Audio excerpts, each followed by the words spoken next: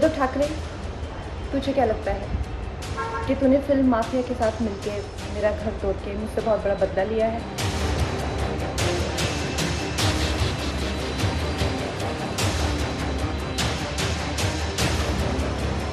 आज मेरा घर टूटा है, कल तेरा घमंड टूटेगा।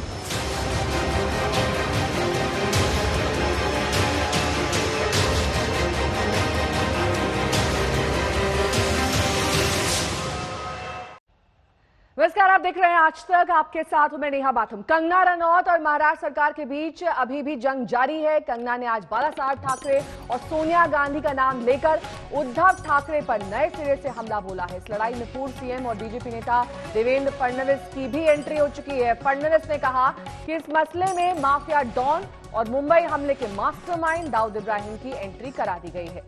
फडणवीस ने पूछा कि कंगना का घर तोड़ने वाली बीएमसी ने दाऊद का घर आखिरकार क्यों नहीं तोड़ा है। फडणवीस ने यह भी कहा कि महाराष्ट्र सरकार को लगता है कि उनकी लड़ाई कंगना से है, ना कि कोरोना से। कोरोना से कितने लोग मर रहे हैं, लेकिन सरकार को इसकी कोई चिंता नहीं है।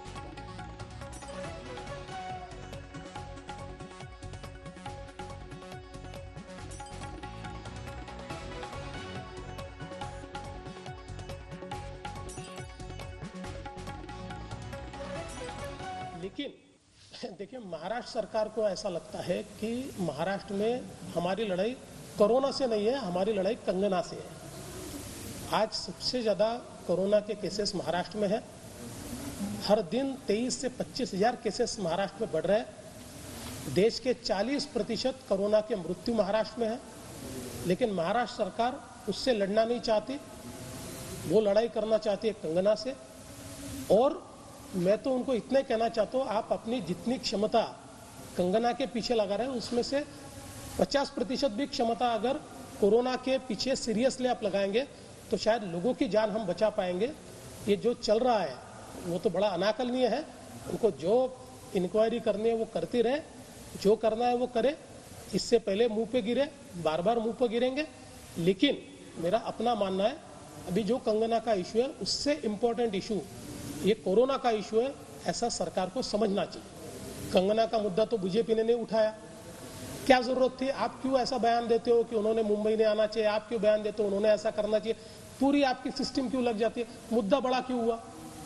कंगना तो कोई राष्ट्रीय नेता नहीं थी, कंगना तो कोई ऐसा विषय नहीं था कि जो राष्ट्रीय स्तर पर चला जाए। आपने उसको बड़ा किया, आपने उसके घर जाकर तोड़ा। अब रोज शिवसेना के नेताओं के किसके किसके घर अवैध है, किसके ऑफिस अवैध है, चीजें बाहर आ रही है। आप दाऊद का घर तोड़ने नहीं जाते, उसका घर तोड़ने जाते हो। इस विषय को बड़ा किसने किया? बीजेपी का संबंध क्या है?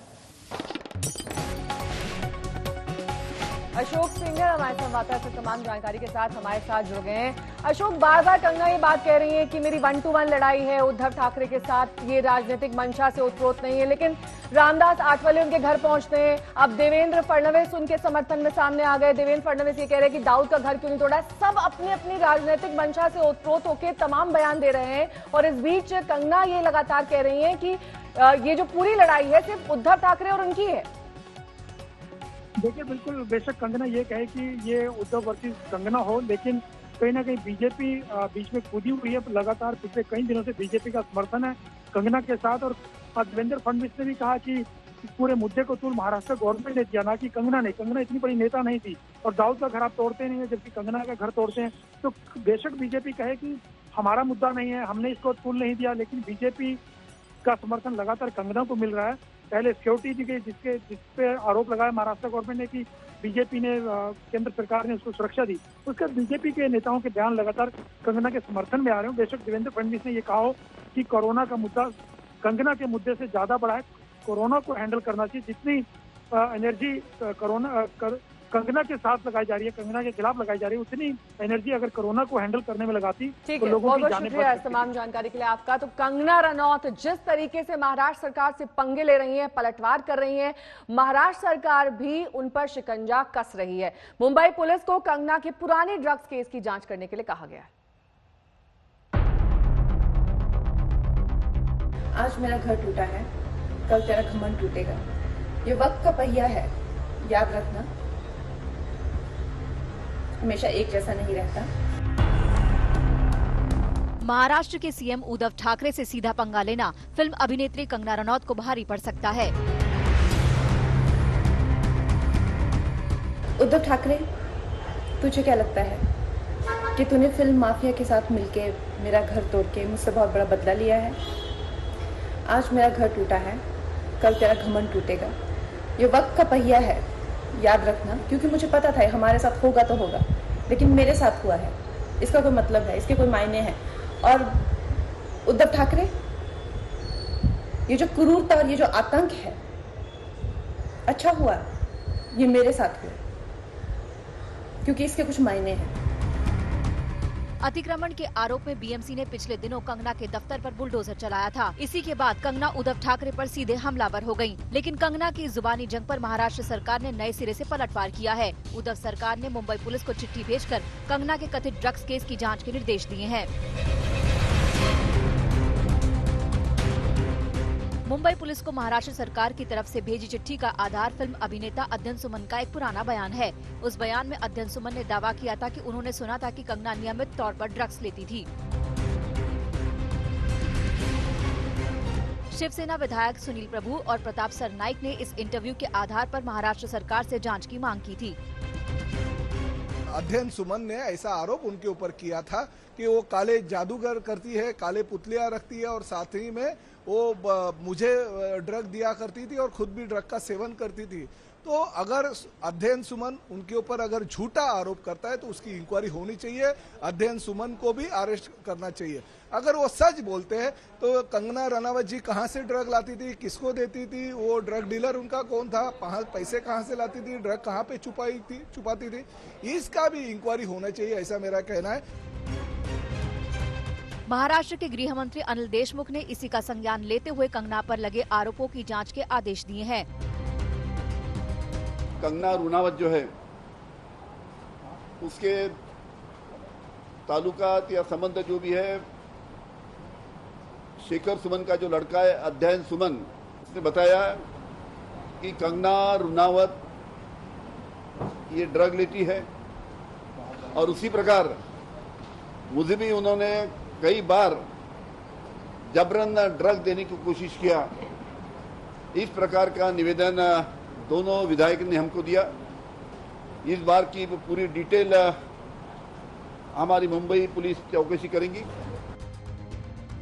महाराष्ट्र सरकार से चिट्ठी मिलने के बाद मुंबई पुलिस हरकत में आ गई है। चिट्ठी का अध्ययन किया जा रहा है। मुंबई पुलिस को जल्द ये तय करना होगा कि इस केस की जांच एसआईटी से कराई जाए या फिर नारकोटिक सेल से। कंगना रनौत की मुश्किलें थमने का नाम नहीं ले रही। महाराष्ट्र सरकार ने अब मुंबई पुलिस को इन्वेस्टिगेट कर ये पता लगाने के लिए कहा है कि क्या कंगना रनौत ड्रग्स लेती थी। 2016 में दिए गए एक इंटरव्यू में अध्ययन सुमन ने यह बताया था कि कंगना रनौत कोकेन यूज करती थी और उन्हें भी कोकेन लेने के लिए कहती थी। इसी को देखते हुए विधानसभा में महाराष्ट्र के होम मिनिस्टर अनिल देशमुख ने ये कहा कि इसका इन्वेस्टिगेशन किया जाना चाहिए, जिसके तहत अब मुंबई पुलिस को एक पत्र से संपर्क किया गया है और महाराष्ट्र सरकार ने आगे की इन्वेस्टिगेशन करने के लिए कहा है।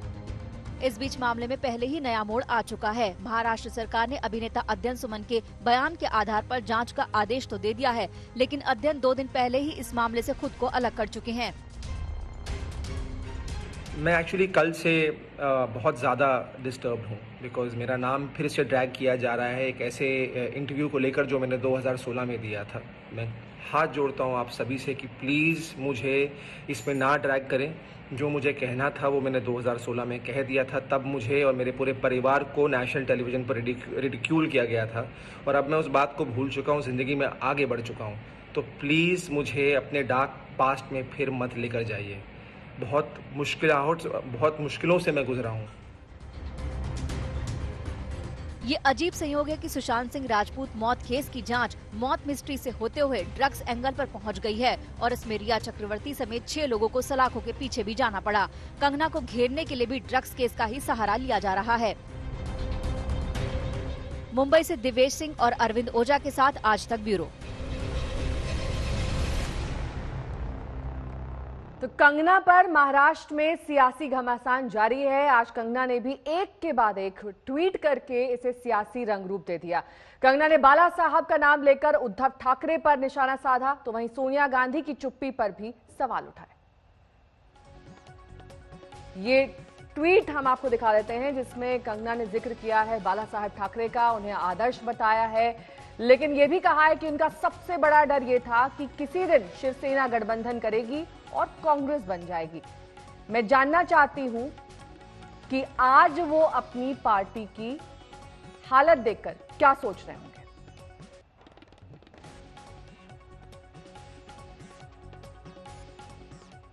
तो इस मामले पर लगातार राजनीतिक प्रतिक्रियाएं भी आ रही हैं। लड़ाई पूरी तरीके से सरकार और विपक्ष के बीच होती हुई दिख रही है। शिवसेना का सामना कंगना रनौत से है या फिर रिया को बचा नहीं पाए उसका गुस्सा है, आगे कौन जेल में जाएगा उसकी भीति है। शिवसेना दिखती है उखाड़ दिया, सत्ता का घमंड अच्छा नहीं है। अगर उखाड़ना है तो ठाकरे परिवार के मित्र मंत्री अनिल परब ने जो अनऑथोराइज कंस्ट्रक्शन 2000 स्क्वायर फीट का बांद्रा में बनाया, इसके सबूत मैंने दिए हैं। मेयर किशोरी पेडनेकर परिवार ने जो अपनी कंपनी की ऑफिस खोली, जो गरीबों के लिए जगह थी, उसके ऊपर कब्जा जमाया, उसको कब उखाड़ के फेंकोगे? जब बेटी सुरक्षा मांगती है माननीय योगी जी से या देश के प्रधानमंत्री जी से, तब उसे सुरक्षा नहीं मिलती। उसका एक्सीडेंट होता है, उसके परिजन मारे जाते हैं। कहीं लड़की सुरक्षा मांगती है तो सुरक्षा की जगह उसको मौत मिलती है। आप चिन्मय आनंद का जो बलात्कारी है एक बेटी का, उसका स्वागत ऐसा करते हैं कि मानो आजादी का महानायक हो। तो भारतीय जनता पार्टी जिस नजरिए से कंगना रनावत को देखती है, उसी नजरिए से जो पीड़ित बहन बेटियां हैं उनको भी देखे। नजरिया दोहरा जो भारतीय जनता पार्टी का है, यही बीजेपी का दोहरा चरित्र साबित करता है।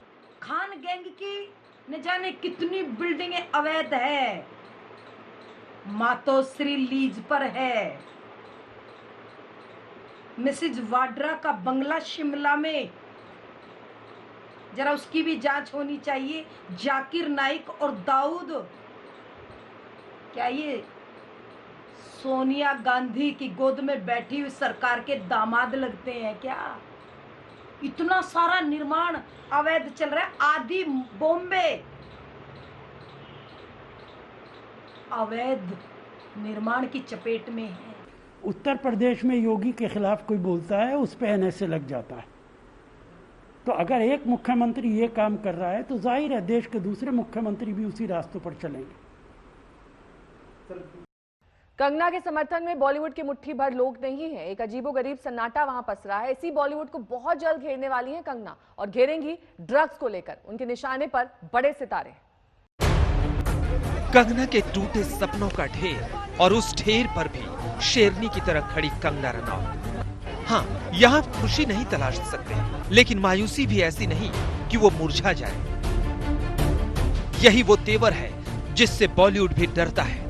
अभी कंगना के निशाने पर उद्धव सरकार है, वही सरकार जिसके उप मुख्यमंत्री रहे आदित्य ठाकरे को बेबी पेंगुइन तक कह चुकी है कंगना। सरकार से दो दो हाथ करने के बाद बॉलीवुड माफिया भी कंगना के निशाने पर होंगे, और खासकर बॉलीवुड की नशेड़ी मंडली। वो पहले ही कई बड़े सितारों को ललकार चुकी है। मैं रणबीर सिंह, रणवीर कपूर, अयान मुखर्जी और विकी कौशल से अपना ब्लड सैंपल देने की गुजारिश करती हूँ। अफवाह है कि ये लोग कोकीन लेते हैं। ये युवा सितारे लाखों युवाओं को प्रेरित कर सकते हैं अगर उनका सैंपल क्लीन आता है। इत्तेफाक देखिए कि जब वो मुंबई आई है, उससे पहले ही रिया बॉलीवुड की 25 बड़ी हस्तियों का नाम दे चुकी हैं, जिनके घर किसी भी वक्त समन जा सकता है। रिया जेल में है, 9 और ड्रग्स पेडलर जेल में है, सिंडिकेट उजागर हो रहा है। उसे और बेपर्दा कर सकती है कंगना। याद तो होगा ही आपको, उन्होंने 26 अगस्त को ही कहा था, अगर नारकोटिक्स कंट्रोल ब्यूरो की बॉलीवुड में एंट्री होती है तो ए लिस्ट में शामिल कई हस्तियां सलाखों के पीछे पहुंच जाएगी। अगर ब्लड टेस्ट होते हैं तो कई चौंकाने वाले खुलासे होंगे। मुझे उम्मीद है कि प्रधानमंत्री स्वच्छता मिशन के तहत बॉलीवुड नाम के गटर को साफ करेंगे। सुशांत केस में कंगना रनौत ने शुरुआत से ही मोर्चा खोल रखा है। उन्होंने मुंबई पुलिस के रवैये पर लगातार सवाल खड़े किए और सीबीआई की जांच की मांग करने वालों में सबसे आगे रही। अब कंगना ने सुशांत के बहाने बॉलीवुड की गंदगी के खिलाफ झंडा बुलंद कर दिया है। फिल्म इंडस्ट्री में सबसे ज्यादा पॉपुलर ड्रग्स कोकीन है। इसे करीब करीब सारे हाउस पार्टी में इस्तेमाल किया जाता है। ये काफी महंगा मिलता है, लेकिन शुरुआत में जब आप हाउस पार्टी में जाते हैं तो ये फ्री में दिया जाता है। उन पार्टियों में MDMA को पानी के साथ मिलाकर बिना आपकी जानकारी के आपको परोस दिया जाता है।